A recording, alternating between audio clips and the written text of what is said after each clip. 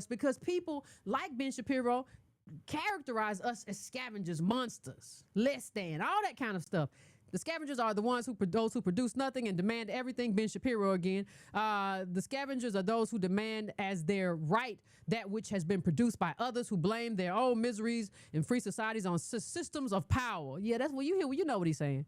That supposedly robs them of autonomy, who claim that failure is a virtue and success is a sin. They are creatures of envy. They are creatures of resentment. They are creatures of destruction. He sounds like Boyce Watkins. It's just a lie. Like, that's the biggest part of it. It's just not true.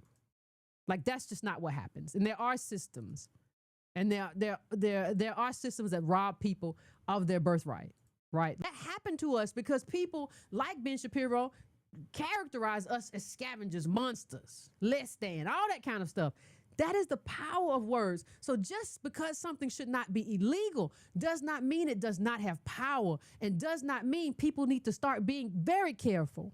And not just about them and their family. You should be very careful in terms of how people use words against anybody, even if that's not your group, because eventually it comes for your group. It may take a while, but eventually it comes for your group too. They used to lynch our people for saying the wrong thing to a white person. For you could as an ADOS man, you could get lynched for saying hello to a white woman. That was speech.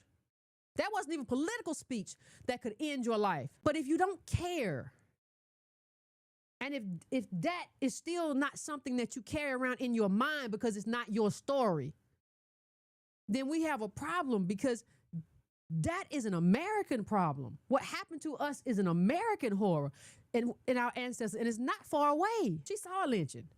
Like, this is not that far away that we don't know people who saw this. And a lot of that was tied to words.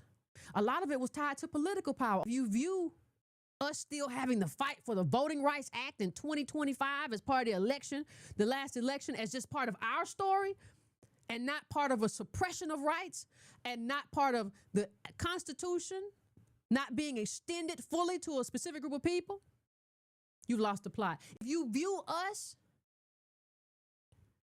as people who have been robbed of wealth and never got reparations, as just that's ADOS, as opposed to the government robbing a group of Americans, you've lost the plot. If you have sympathy for Kirk, but you don't have sympathy for the survivors of the Tulsa massacre, who lived through a plunder and had money not passed down to them that they were supposed to have, and they saw people killed who were in their family, in their lives, old people shot, hurt, but you don't have sympathy for those people, and you want to see justice for him, but not justice for them, you've lost the plot, and you don't know what it really means to be human. You cannot tell other people what you want for yourself.